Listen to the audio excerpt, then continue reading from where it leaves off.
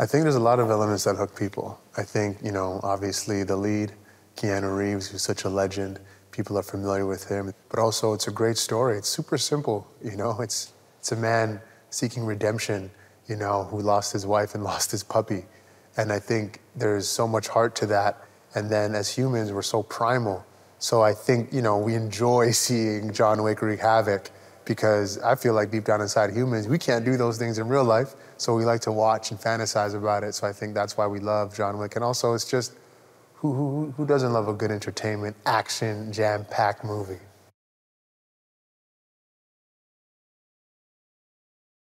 So I actually worked with Chad on another film that Halle Berry was directing called Bruised, and Chad was helping out on that film with Halle. Obviously, Halle did the third John Wick and worked with Chad. So it was a brief interaction. I didn't really, know him that well at the time. We didn't really, communicate that much, more so action cut type of thing. And for whatever reason, he saw the work that I did on that, and there was the opening for the part of Tracker, and so he called me.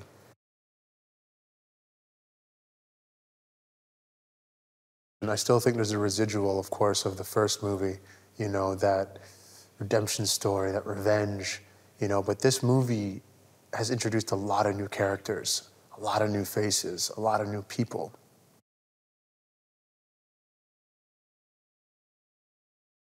Tracker's in Tracker's world.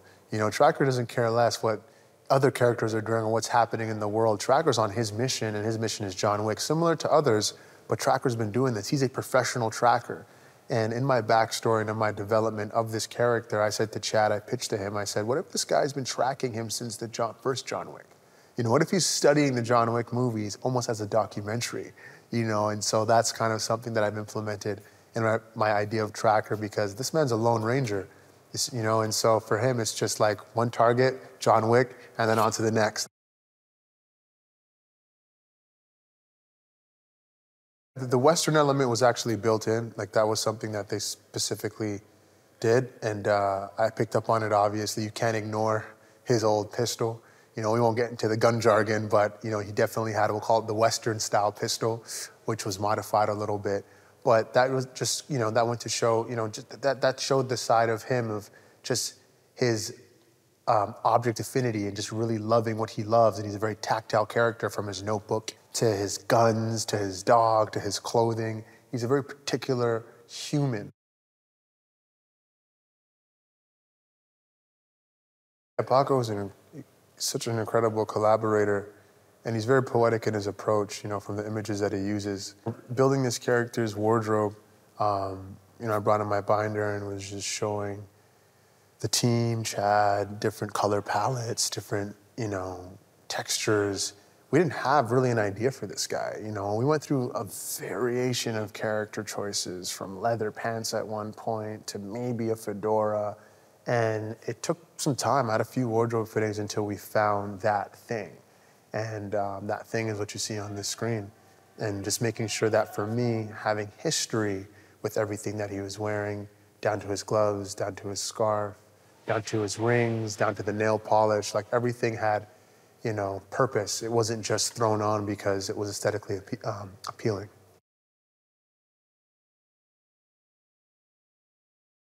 One moment in time, we're actually on set, and he turned over and he said, Mr. Anderson, because my last name's Anderson.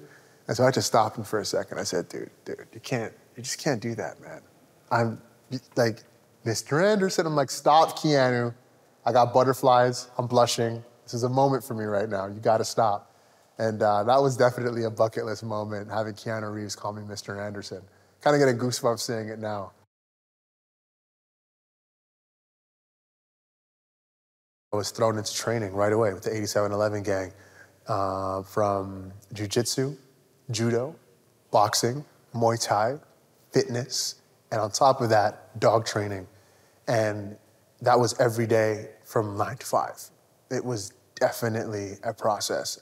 But thankfully for me, I am a physical person. I would consider a fit person, so it wasn't that bad. But I feel like it doesn't matter if you're a Navy SEAL, like that training is next level. But what I love about it is everybody's so passionate.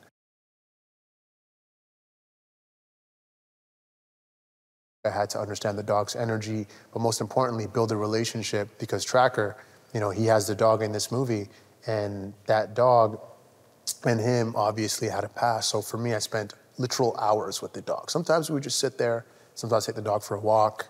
You know, sometimes I would just, and I did a whole video with the dog, pictures.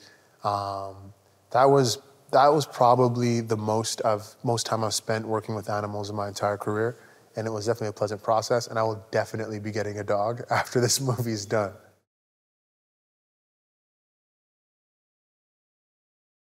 How thrilling, how exciting, edge of your seat experience that I had being on this movie. And, you know, hopefully the built-in fan base are happy with what we've been doing, and then finding new fans.